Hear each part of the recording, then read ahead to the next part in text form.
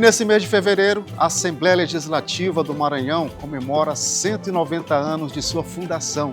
E a TV Assembleia preparou uma programação especial com um documentário e reportagens exclusivas. E aqui, direto do plenário, o deputado Najib Aikel, vamos trazer uma série de programas especiais do Cultura em Pauta, onde iremos estabelecer um link entre cultura e parlamento, destacando leis importantes voltadas para o setor cultural, com a participação de parlamentares, artistas e produtores. E nesse primeiro programa vamos destacar a importância das leis de incentivo e os impactos sociais e econômicos para o setor cultural e também para a sociedade em geral. Eu recebo o advogado, jornalista, escritor, cineasta, ex-deputado estadual e o autor da Lei Estadual de Incentivo à Cultura, o Joaquim Aikel. Teremos ainda a participação dos artistas e produtores Tutuca Viana, André Frazão, Mavi Simão e Mário Jorge. Fique ligado com a gente porque o seu programa Cultura em Pauta está só começando.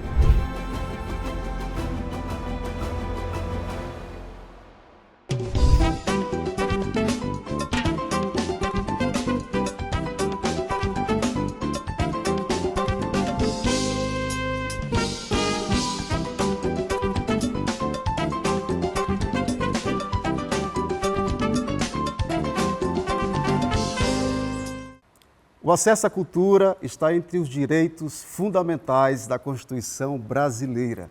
O artigo 215 assegura que o Estado deve proteger e promover a difusão e o incentivo à cultura nas suas diferentes áreas, nas suas diferentes linguagens e também nas diferentes instâncias, União, Estados e município.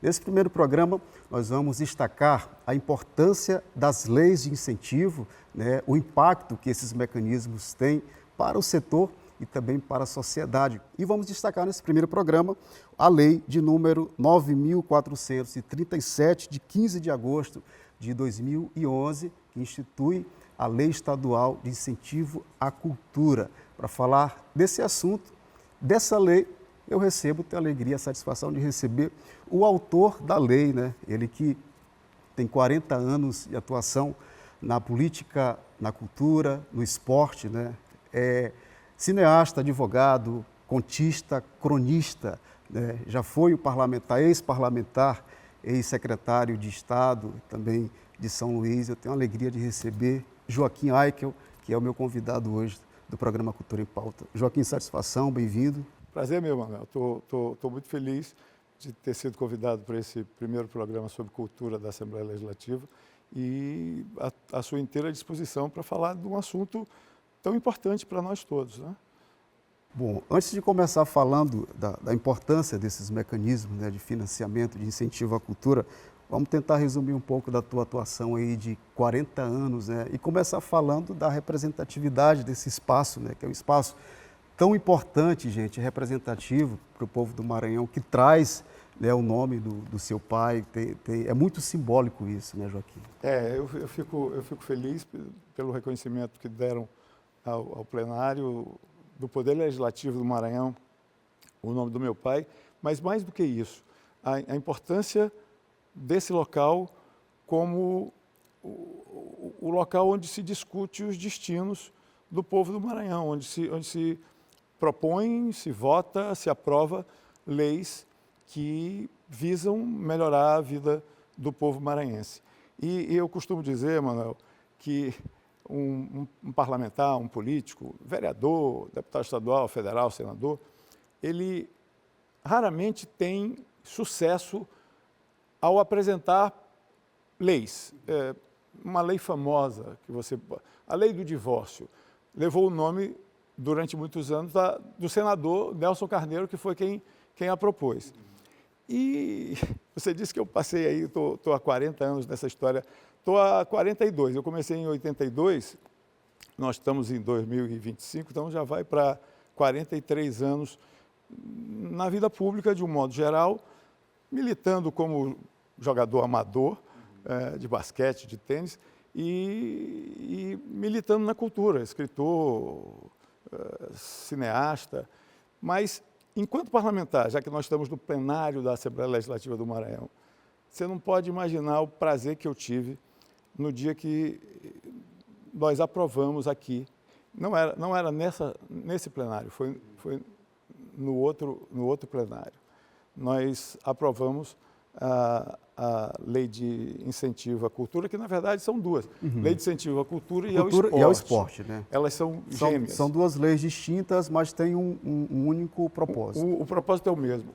Só para você ter uma ideia e os nossos espectadores imaginarem, essa lei foi proposta antes pela ex-deputada Maura Jorge, pelo ex-deputado Aderson Lago, e elas nunca tinham sido aproveitadas. E nós reunimos condições tão extraordinárias com a sociedade, com os políticos, que em 2010, quando nós apresentamos a lei, ela foi aprovada por unanimidade na Assembleia. E isso foi um fato extraordinário. O marco que essa lei traz, tanto para o esporte quanto para a cultura, é possibilitar a igualdade entre os proponentes. Você é um proponente de um projeto cultural ou esportivo e você apresenta o seu projeto para o governo. Se o seu projeto estiver na conformidade da lei, ele vai ser aprovado pela Secretaria de Cultura ou pela Secretaria de Esporte. E, a partir daí, com um documento que uma dessas secretarias lhe fornece, você vai buscar, na iniciativa privada, no empresariado, o patrocínio para aquele projeto. Isso é o mecanismo mais democrático que pode existir. Você iguala pessoas completamente desiguais, você iguala aquele cineasta que está começando e o cineasta já com bastante cancha. Você iguala o Bumba Meu Boi da Maioba com o Bumba Meu Boi de Axixá. Eles não vão mais ficar esperando única e exclusivamente pelo poder público para financiar e patrocinar isso. O patrocínio será do poder público, mas através de projetos que os proponentes, que as pessoas que fazem cultura, que fazem esporte, vão apresentar para as secretarias. Joaquim, então, a intenção desse primeiro programa aqui, para falar das leis de incentivo, desse mecanismo de financiamento, é justamente desmistificar muita coisa, né? Muita gente não compreende o que é uma lei, né, de incentivo. Como nós falamos que o acesso à cultura está na Constituição Federal, as leis são mecanismos para fazer com que essa política ela aconteça na prática, né? E hoje é importante essa entrevista para quem está assistindo a gente compreender melhor como é que essa roda gira, né? E eu gostaria de destacar aqui os impactos que tem a lei de incentivo, porque existe um retorno grande para o próprio governo, porque você tem os impostos, né? A empresa patrocinadora tem a publicidade da marca, a visibilidade, né? Tem uma mídia muito positiva ali, e a própria cadeia produtiva da cultura, porque um projeto cultural ele consegue alcançar muitos profissionais, beneficia muitos profissionais, e a sociedade como um todo, que tem a entrega de um produto, né, ou de um serviço ali, né? Você resumiu com muita propriedade toda essa sequência. Nas leis de incentivo, o dinheiro não é gasto, o dinheiro é investido. Há uma diferença brutal. As pessoas, politizando esse assunto, imaginam que essas coisas estão sendo dadas. Tudo bem, em alguns casos elas são dadas, mas há um retorno extraordinário. Para cada R$1 que uma lei de incentivo invista, tem R$1,33 de retorno para o Estado. O Estado recebe isso de volta em forma de imposto, em forma de serviço, na maior variedade de coisas possíveis. Mas, Emanuel, eu queria voltar um pouquinho, só para a gente fazer uma historização da lei de incentivo. Contextualizar. A primeira ideia de lei de incentivo no Brasil foi feita pelo senador José Sarney, ainda era senador, que foi conhecida a Lei Sarney. Quando o Collor assumiu, para tentar tirar o nome do Sarney, ele pediu que o seu ministro colocasse algumas modificações, fizesse algumas modificações na Lei Sarney, e aí a lei passou a se chamar Lei Rouanet. Lei Rouanet. Hoje, ela nem mais se chama Lei Rouanet, ela é Lei de Incentivo à Cultura. Lei Federal de Incentivo Lei Federal à Cultura. de Incentivo à Cultura. Nos estados, passaram a fazer as suas leis. São Paulo foi o primeiro, depois o Rio de Janeiro, e até 2010, o Maranhão não tinha lei de incentivo, nem à cultura, nem ao esporte. Já tinha sido tentado fazer, mas nunca tinha tido sucesso. Em 2010, se resolveu que iríamos tocar isso. Isso foi o meu último projeto como deputado e te confesso que deve ter sido o maior. E o que eu disse anteriormente, quando um político consegue realizar bem um único projeto, ele tem que se dar por satisfeito. E eu tive a sorte de realizar dois, a Lei de Incentivo à Cultura e a Lei de Incentivo ao Esporte. Esse mecanismo, eu vou contextualizar mais detalhadamente. Os oposicionistas de Rosiana, na época, o pessoal que ficava contra o governo, costumavam dizer que no setor da cultura, ela só patrocinava coisas da Madre Deus, o Bicho Terra, Bucão, Godão, a Flor do Samba, só as coisas do desterro da Madre Deus e não prestigiava outras manifestações. Não era verdade, mas era verdade que essas brincadeiras e esses locais eram privilegiados. Por quê? Porque eles tinham mais acesso. A nossa ideia foi fazer com que o acesso que alguns tinham privilegiado ficasse igual para todo mundo. O pessoal do desterro, da Madre Deus, pudesse ter o mesmo acesso que o pessoal da Maioba. Então, o pessoal da Maioba não se sentisse diminuído porque o pessoal do desterro estava do lado do palácio ali e era fácil de chegar e pedir apoio ao governo. E acabar com esse negócio de apoio do governo. A lei foi feita para que o governo apenas consentisse que o proponente apresentasse o seu projeto e que o patrocinador escolhesse quem iria patrocinar. Porque, de repente, os grandes patrocinadores do Maranhão, todo mundo sabe, não estou fazendo propaganda, são a Equatorial e o Mateus. Mas o Mateus pode querer patrocinar o Boi de Axixá e não querer patrocinar o de Santa Fé. Então, é uma prerrogativa do proponente apresentar o seu projeto e é uma prerrogativa do patrocinador escolher qual projeto vai patrocinar. De repente, tem patrocinadores que não querem patrocinar cultura, querem patrocinar só esporte. Tem patrocinadores que não querem patrocinar carnaval, querem patrocinar só cultura popular. Então, essa liberdade que essa lei dá fez com que em diversos simpósios, em diversas reuniões, em diversos congressos, a Lei de Incentivo à Cultura e ao Esporte do Maranhão fosse consideradas as mais bem elaboradas. Por quê? Porque eu tive o cuidado, na época, de ser assessorado pelos assessores legislativos da Assembleia, mas principalmente pela Secretaria da Fazenda. Porque não adianta eu instituir uma lei que iria pegar dinheiro do Tesouro Estadual sem falar com eles para saber como é que se dava, como é que se dá, como é que acontece esse tipo de incentivo. E esse incentivo fiscal foi apoiado de maneira extraordinária pela Secretaria da Fazenda. Quero lhe dizer que não apenas ao trabalho na Assembleia Legislativa, mas o trabalho nas secretarias de esporte, de cultura e principalmente na Secretaria de Fazenda, fez com que essa lei fosse um sucesso. Eu imagino que hoje, só para vocês terem uma ideia, cada uma dessas leis, que destina 0,5% do ICMS do ano anterior para ser aplicado em cada um desses setores, eles são atribuídos 0,5% do ICMS. É muito dinheiro. Imagino que cada uma dessas leis estejam recebendo no ano de 2025, irão receber algo em torno de 80 milhões de reais. É uma quantia bastante elevada.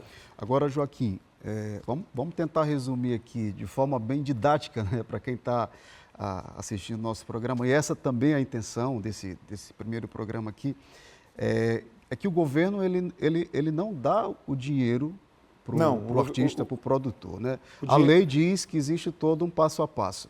O governo ele tem a comissão, né, a secretaria especializada ali, né, e ele analisa aquele projeto. Qualquer pessoa, qualquer cidadão, qualquer produtor, qualquer artista pode, né, e tem o direito de apresentar a sua proposta. A comissão analisa e diz se tem o mérito ou se não tem. Se ele tiver o mérito, então ele recebe aquela certificação e aí ele precisa buscar as empresas para saber se vai acreditar ou não investir naquela proposta. Então, e tem uma entrega gigantesca por trás disso. Eu gostaria que você destacasse esse viés social e também econômico. Olha, eu vou dar exemplos. Eu fui secretário de esportes entre 2011 e 2015, 2014. A lei já estava em vigor. Eu tive a oportunidade de, enquanto secretário de esporte, ver alguns projetos serem apresentados e ter sucessos estrondosos. Vou dar um exemplo aqui do judô do Jaracati. Quem viu o projeto do judô do Jaracati ser apresentado, ser aprovado, ser patrocinado e viu o que ele levou para aquela área carente da cidade de São Luís, se emociona, cara. Porque viu as crianças, e o nome era Projeto do Judô do Jaracati, mas não era só judô. Tinha aula de xadrez, tinha aula de balé, tinha diversas outras modalidades, mas o carro-chefe era o judô do Jaracati. Vou dar um outro exemplo para você. A Escola Barbosa de Godoy, um colégio do estado, tinha uma barrigudeira gigantesca na frente, ela fica no Monte Castelo. A barrigudeira morreu. A barrigudeira é aquela árvore gigantesca, com um tronco imenso.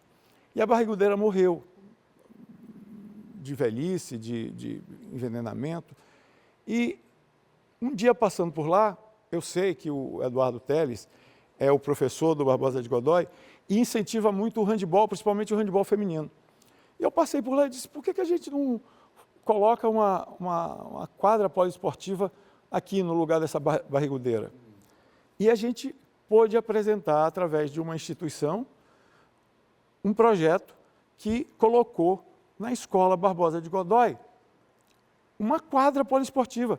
As atletas, Emanuel, elas treinavam no pátio da escola. O Barbosa de Godoy era frequentemente campeão do Gêmeos. Cara, eu fico emocionado. Agora, o Barbosa de Godoy tem uma quadra poliesportiva. A trave de handebol era uma trave pintada na parede. Só sabia que era gol porque eles umedeciam a bola e eles jogavam a bola e quando passava da goleira, ficava marcado que era gol, porque não tinha rede. Então, tu imagina o que é isso, pô. Você vê o dinheiro do Estado está sendo utilizado numa coisa importante. Essa ação, por si só, prova o sucesso dessas leis. Eu não vou nem falar da quantidade de livros que a Academia Maranhense de Letras publicou através da lei de incentivo, a importância que tem para a música, os festivais BR-135, o Festival de Jazz, são coisas importantíssimas. E o retorno, quando você fala, você imagina o que é um patrocinador ver a sua marca num evento importante, como o Festival Guarnicê de Cinema, que tem já 48 anos. Então, é fascinante ver isso. Joaquim, é o seguinte, nós vamos para o intervalo, daqui a pouquinho vamos voltar falando dos impactos, né, dessas leis, em projetos, em festivais, falar também dos desafios, né? Nós vamos ter também a participação de vários produtores e artistas, né, que já tiveram projetos contemplados, que utilizam da lei de incentivo para mostrar, minha gente, a importância, né, a dimensão das leis de incentivo, a importância para a economia da cultura no Maranhão. Não sai daí, eu volto no segundo.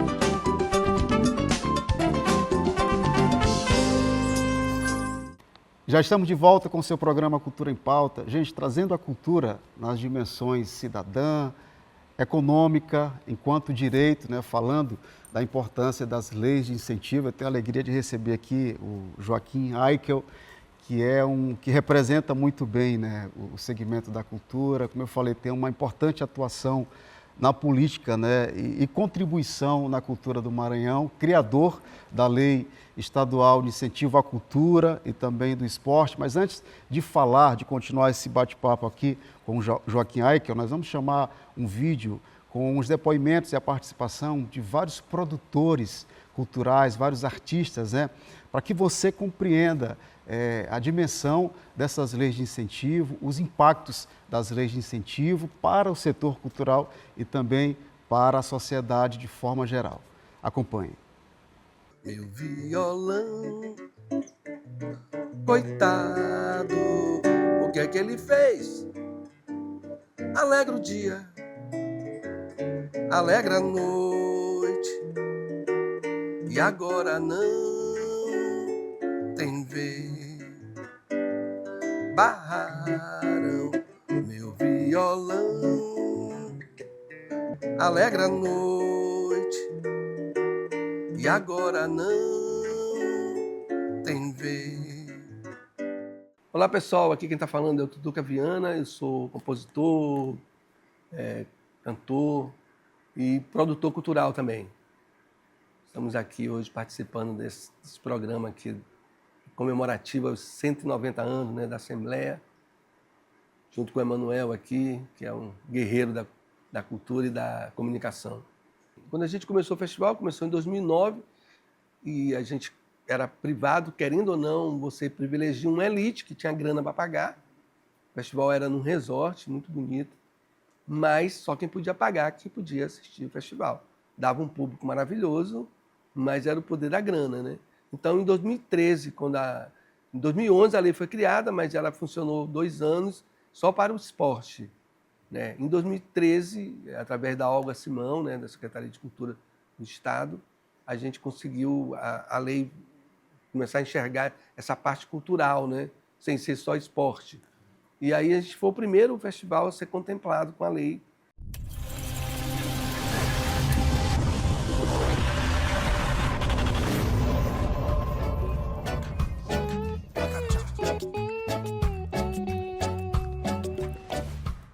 E aí a gente conseguiu colocar o festival na rua, e era o sonho da gente, na realidade, né, fazer isso. Então foi um impacto positivo incrível, isso aí foi incrível. Quando a gente colocou isso em Barreirinhas, foi lá que o berço do festival. Então foi assim, a gente saiu de um público de 1.000 pessoas para 5.000, 3.000, dependendo de música basicamente instrumental, né? Mas era uma curiosidade para a comunidade também, né? E além da gente ofertar também as oficinas, desde o começo, era a forma que a gente viu da gente agregar a comunidade.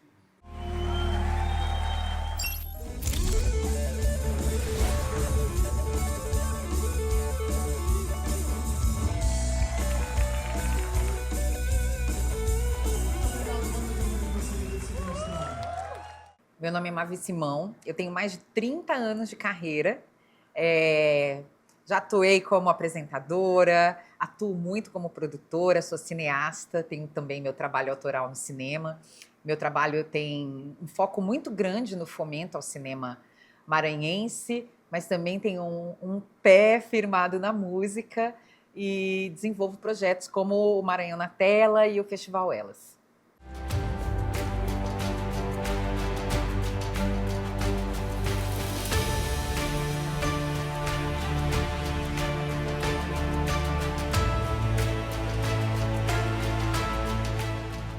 A gente, quando atua procurando fomentar um segmento, né, eu acredito que os produtores que atuam nesse viés, eles exercem um papel também de promover quase que uma política pública, né, porque esse compromisso de fortalecer essa área que o projeto atua é fundamental, né, é fundamental para fortalecer o segmento, quanto que a música maranhense não se fortaleceu, quantos novos nomes não surgiram com o fortalecimento dos festivais, né?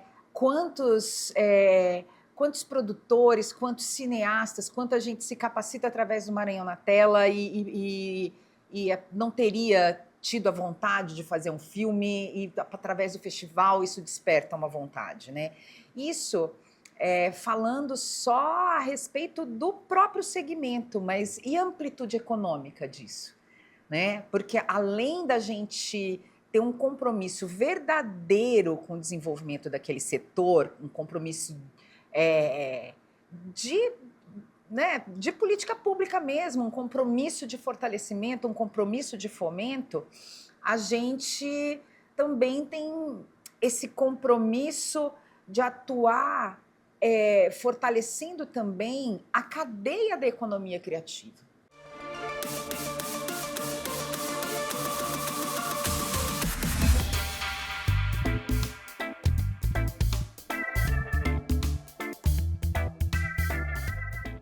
Olá pessoal, aqui quem fala é o Mário Jorge, produtor cultural, né? Já uns uns 35 anos por aí já, entendeu? De muita vivência cultural, de muito aprendizado, né? E, acima de tudo, de muita resistência cultural.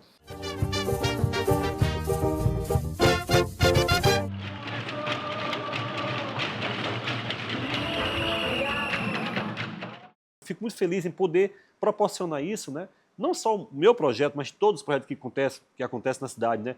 Em especial o meu, que começa, geralmente é o primeiro que acontece, então isso é muito legal, porque assim, você vê, Manel, lá no CEPRAMA, geralmente é no final de maio o evento, quando chega lá para o dia 15 de maio, o pessoal já está marcando o CEPRAMA, já estão marcando onde eles vão ficarem para vender as coisas, entendeu? Então é o impacto que esse projeto dá para aquela comunidade da Madre Deus, aqueles bairros de adjacência, Desterro, entendeu? Então é interessante, e esse projeto, isso me deixa muito feliz em poder proporcionar e vivenciar isso, saber que as pessoas estão felizes e se beneficiaram com o projeto, e trabalharam, quer dizer, um projeto desse aí, ele impacta no geral, não só para o artista, para o Mário Jorge, não, mas para o geral, a comunidade no geral, isso é gratificante. Sejam bem-vindos ao primeiro festival AIO de Música Negra do Maranhão. Olha, atenção, minha mãe, agora quem vai dançar?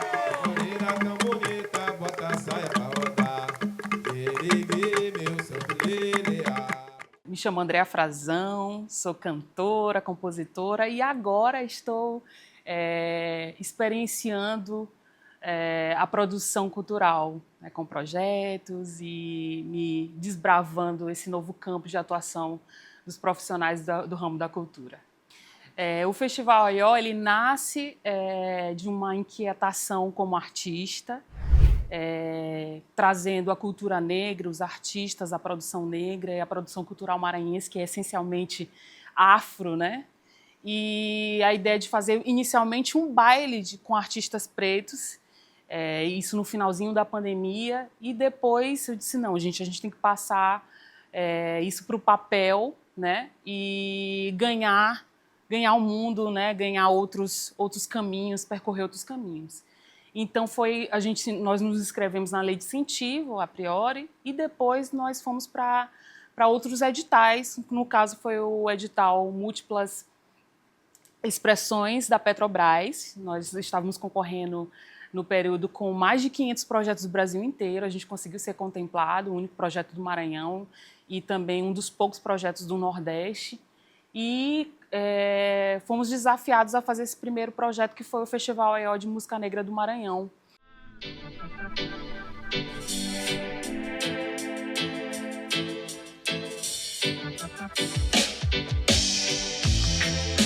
A gingar de um corpo negro, todo amor.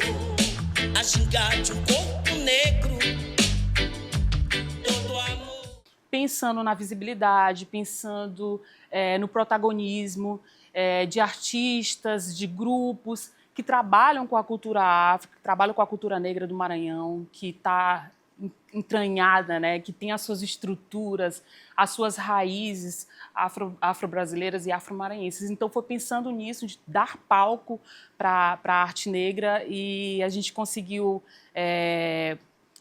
agregar várias linguagens, vários ritmos da nossa cultura preta maranhense. Maranhão, meu tesouro, meu torrão, fiz essa toada pra ti, Maranhão. Maranhão, meu tesouro, meu torrão, eu fiz essa toada pra ti, Maranhão.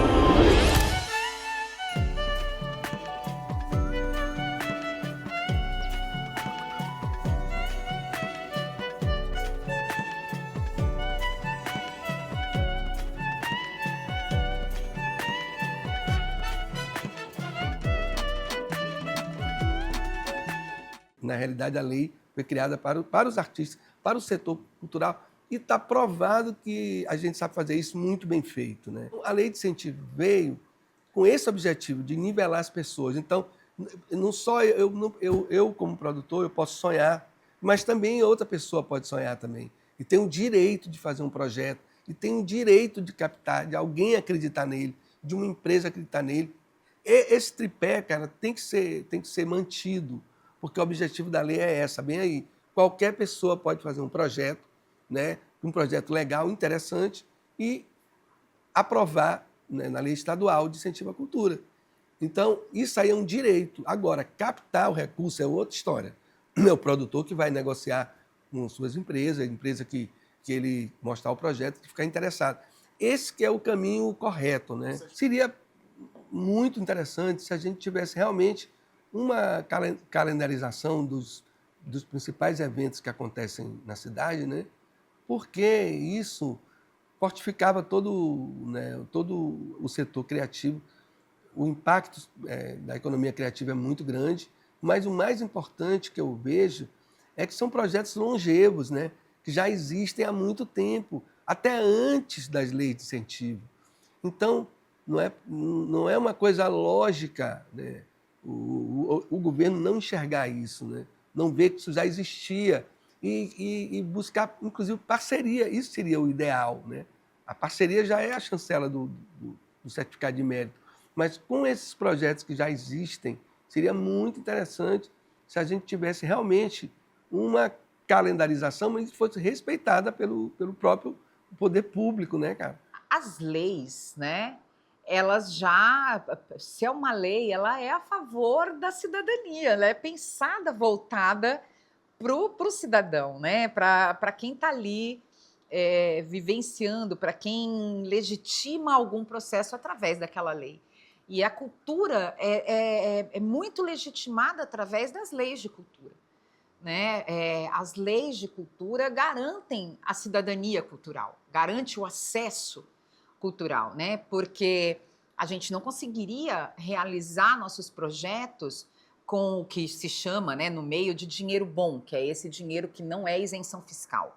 Como é que a gente conseguiria fazer um projeto com uma robustez mínima se não fosse isso? Não existe essa possibilidade. Então, o que promove a cidadania cultural são as leis de incentivo à cultura, o que possibilita que os produtores, que os artistas atuem, né, é esse recurso.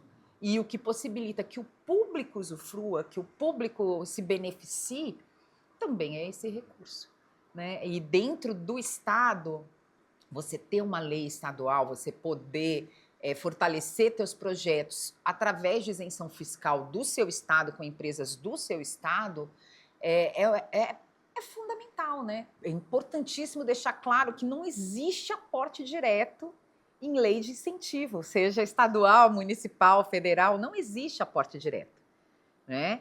E quando o projeto recebe esse aporte, toda a injeção desse recurso na economia da cultura retorna, em média, 3 vezes maior para o próprio Estado, para a própria localidade, né?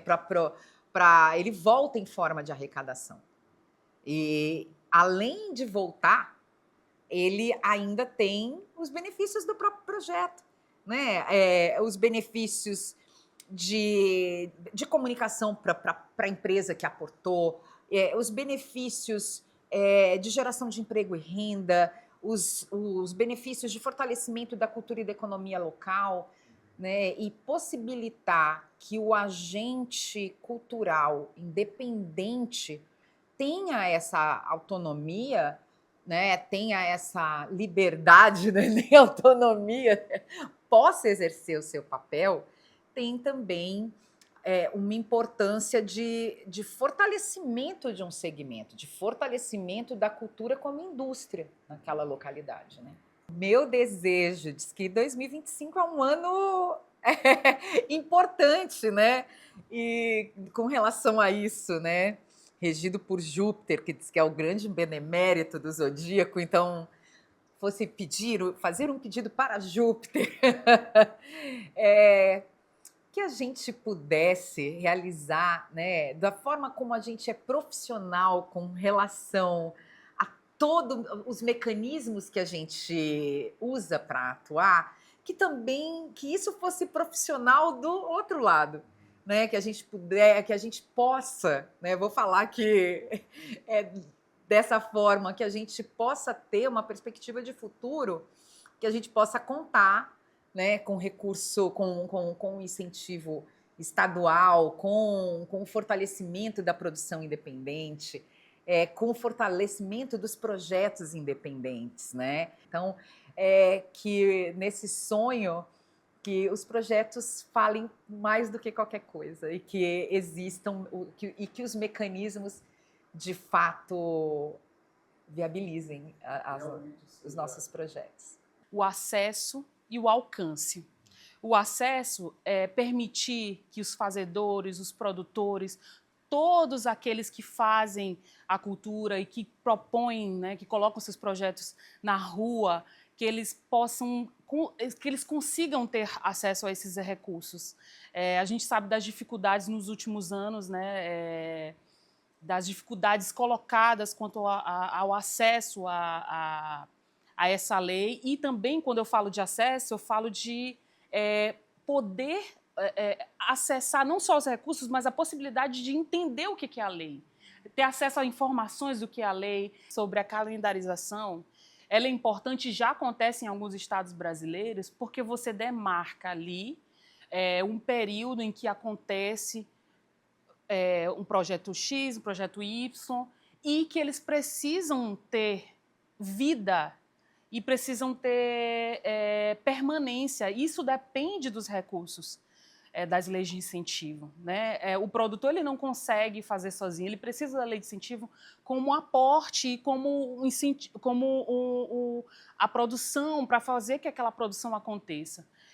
Então, a calendarização ela é importante porque ela demarca e ela possibilita que o Estado e as instâncias governamentais elas observem que há uma articulação, uma organização dos produtores culturais, porque a gente está falando de geração de renda o ano inteiro, né, do calendário, e tem tantas outras coisas que são importantes nesse processo de demarcação de datas, e então ter uma atenção especial ao que está acontecendo, né, e dar visibilidade para o que está sendo produzido e externar isso para o Brasil inteiro, né.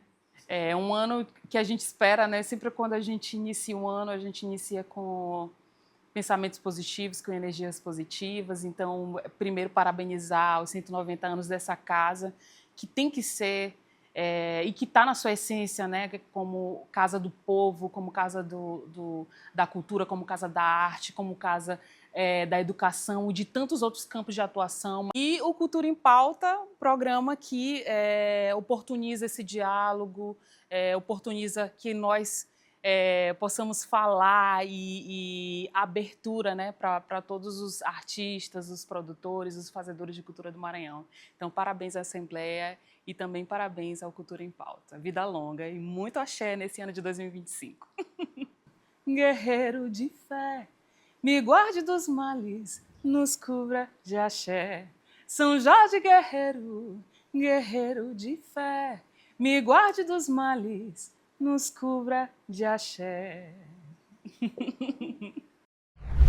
Que maravilha, minha gente. Quero agradecer aí a participação, né, de todos os produtores, os artistas, né, que fazem a cultura, né, que são contemplados diretamente com as leis de incentivo. Joaquim, essa é uma comprovação de como essas leis impactam de forma positiva a vida das pessoas, tanto no lado social, né, e econômico ao mesmo tempo, né? A gente estava falando que isso não é gasto, isso é investimento. Até porque você dá emprego, o dispositivo de um produto cultural ou de um produto esportivo, ele é composto de várias coisas. Vou dar o exemplo de cinema, que é o que eu faço. Quando você vai fazer um filme, você paga o cinegrafista. Ele tem que te dar uma nota, ele paga o imposto, o governo ficou como parte desse dinheiro de volta. Você tem que contratar, por exemplo, o que a gente chama de catering, que é a alimentação. Tá? Você vai fazer um set de filmagem, você tem o catering e você vai pagar a moça que fornece os alimentos. Essa moça já contratou 8 pessoas para cozinhar para ela. Já foi no supermercado comprar o arroz, o feijão, a carne. Existe o emprego de forma direta e indireta. Isso. Eu paguei o catering, mas o catering comprou todos os insumos dele. Imagina, o Matheus patrocinou o filme. O filme rendeu dinheiro para o Matheus, porque a moça do catering foi lá no Matheus comprar os insumos para preparar a alimentação do set. É um moto perpétuo. Isso não para. Isso é permanente.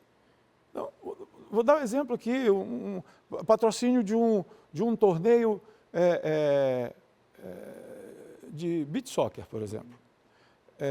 Você tem que comprar as equipagens, você vai na loja, compra as equipagens. Você contrata um médico para acompanhar, um fisioterapeuta. Você paga o árbitro. Você paga o transporte das pessoas para se locomover. Então, é uma cadeia de negócios que ela não acaba em si só. Isso devia ser explicado didaticamente. Quando eu vejo essa polarização de direita e esquerda, de dizerem que as leis de incentivo são uma forma de cooptar eleitoralmente, eu tenho, como político, que dizer a verdade. Em muitos casos é verdade. Mas, no frigir dos ovos, o dinheiro que é aplicado nisso retorna para a população, retorna para o sistema. Isso é claro, isso não resta a menor dúvida. Olha,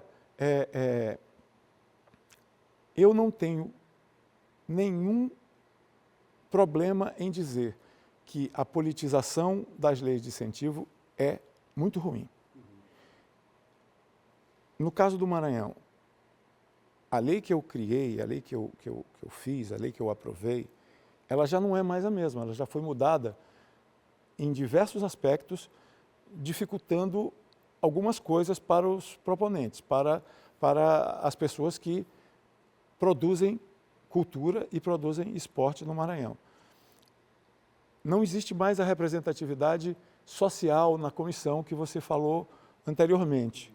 Agora, a comissão que analisa é uma comissão da Secretaria de Cultura ou da Secretaria de Esporte. Anteriormente, essa comissão era formada por um representante, no caso da cultura, um representante dos artistas. Da sociedade civil. A sociedade, eram cinco representantes. Um da Secretaria e um do Conselho Estadual de Cultura. E 3 da sociedade civil. Um do Instituto Histórico e Geográfico, um da Academia Maranhense de Letras e um dos artistas. E esse dos artistas, como são várias artes, mudava todo ano. Um ano era do teatro, o outro ano era do cinema, no outro ano era da música. Tinha uma alternância, de representatividade, de áreas, né, de segmentos. Isso já foi um retrocesso na lei. Hoje a lei é analisada burocraticamente dentro das secretarias de esporte e de cultura. Mesmo assim, eu costumo dizer que a ideia do legislador ela não pode ser corrompida pelo administrador. A ideia do legislador, e nesse caso sou eu, e eu posso dizer em primeira pessoa, a ideia do legislador era possibilitar a participação de todos. E não teria jamais nem peneira, nem funil no primeiro passo dessa lei. O primeiro passo é fazer o projeto e apresentar na secretaria. Indistintamente, a orientação da lei era para que todos os projetos apresentados, se estivessem em conformidade com a lei, fossem aprovados. E isso era para abrir a porteira. Todo mundo sairia da Secretaria de Cultura ou de Esporte com o seu certificado de mérito. Olha só o nome, Certificado de Mérito Cultural, Certificado de Mérito Esportivo. Aquele projeto tem mérito. Isso é a coisa mais democrática que Você está existe. falando que é necessário se pensar nesses mecanismos, especificamente a lei de incentivo, como direito, né? Você está falando também da democratização que consta na lei, né, Joaquim? Ela foi feita com esse intuito. O intuito principal, veja bem, é um caso específico, o intuito principal era fazer com que os fazedores de cultura e de esporte não achassem que apenas o pessoal do Desterro e da Madre de Deus eram privilegiados, porque eram amigos da governadora, ou o pessoal do Mota e do Sampaio eram privilegiados, porque eram os times de futebol da cidade. Era essa a intenção, é essa a intenção dessas leis. Fazer com que todos pudessem apresentar seus projetos. Então, esse momento aqui, ele é necessário, né? Ele é fundamental, porque a gente precisa falar da cultura nas diferentes dimensões, né? E a gente tem a dimensão simbólica, e aqui a gente está falando da dimensão cidadã, né? A dimensão econômica, enquanto direito. Então, na tua avaliação, enquanto o autor, criador dessa lei, esse é o maior desafio hoje da lei de incentivo? Olha, se antes diziam que apenas alguns eram patrocinados, eram incentivados, hoje o que se vê é uma massificação de alguns eventos do governo. Não é deste governo, é dos governos. Eu até aceito. Vamos fazer o seguinte, vamos fazer um grande acordo aqui. Metade do dinheiro da Lei de Incentivo à Cultura e Esporte vai para eventos como esse, Carnaval, São João, Páscoa, Natal e Réveillon. Beleza. A outra metade tem que ser liberada democraticamente para ter acesso a todo mundo. Até porque, Joaquim, existe um calendário de projetos, de festivais que já acontecem há muito tempo, né? Emanuel, que tem uma entrega você significativa. Né? Perfeito. O Festival da Mavi, o Festival de Música de Jazz de Tutuca, o BR-135, o Guarnicê, perfeito. As duas coisas que eu indicaria como maiores problemas da Lei de Incentivo à Cultura, hoje é a proeminência dos eventos estatais e a não participação na comissão de seleção dos projetos da sociedade civil. Joaquim, eu quero, partindo agora da lei de incentivo, né, que é a pauta do nosso programa de hoje, eu gostaria de falar de um assunto que eu sempre trago nesse programa, que esse é um espaço, né, importantíssimo aqui na Assembleia Legislativa, que essa é a Casa do Povo, que é a memória. Né? Você tem uma contribuição significativa para a memória, né, para a história, né, e a memória do Maranhão. A memória, é preciso ter uma política voltada para isso. Né? Gostaria que você falasse sobre essa área. Isso seria o ideal, isso que você disse é o meu sonho, que o Estado, tanto a nível municipal, estadual e federal, tivesse as suas atenções voltadas para a memória. No âmbito federal, isso até acontece, tem editais específicos para projetos de memória. No âmbito estadual e no âmbito municipal, e não é culpa do Maranhão, poucos estados têm isso, não há nada. Mas o Museu da Memória Audiovisual do Maranhão prima por isso. Só para você ter uma noção, nós temos 27 documentários sobre artistas plásticos, temos 60 documentários sobre radialistas, tudo do Maranhão. Temos 24 documentários sobre membros da Academia Maranhense de Letras. E aí temos documentários sobre Celso Antônio, sobre Bandeira Tribuzzi, sobre Catulo da Paixão Cearense, sobre Haroldo Tavares, que foi o prefeito de São Luís. Fiz até um sobre meu pai, guardando a memória dessas pessoas. A gente vai poder mostrar no futuro o que aconteceu no passado e as pessoas vão ter uma referência, uma parede para se colocar como é que era e como é que está. Nós temos 60 horas de filmes feitos nas décadas de 60 e 70 pelo Lindenberg Leite, que era o cinegrafista da TV Difusora do Maranhão. Emanuel, do tempo que cinema se fazia com 8 milímetros e que televisão se fazia com 16 milímetros. Não existia ilha de edição como se vê hoje, não tinha computador, não tinha nem a maquininha de editar. Era editado na moviola, no Durex. Então, esses abnegados tinham esse trabalho e nós conseguimos preservar 60 horas de infinitas horas que foram perdidas. Nós digitalizamos o acervo dos dois maiores cineastas da década de 70 do Maranhão, que é o Murilo Santos e o Euclides Moreira, e também de um outro que é um pouquinho mais jovem, que é João Baldo de Moraes. Isso tudo é acervo do Museu da Memória Audiovisual do Maranhão, o MAVAN, que nós cedemos gratuitamente para toda a população. Às vezes as televisões de São Luís, sempre do Carnaval, eles ligam, nós queremos aquelas imagens do Lítero, do Jaguarema, a gente cede gratuitamente, não precisa pagar. Por quê? Porque a gente acredita que aquilo não é nosso, aquilo é um patrimônio do Maranhão. É um acervo público. Não, o acervo privado, mas está à disposição do público. À disposição do público.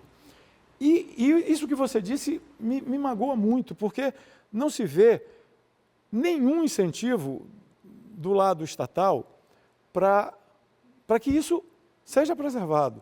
É triste dizer isso. Só para você ter ideia, eu estou fazendo o acervo dos ex-governadores do Maranhão.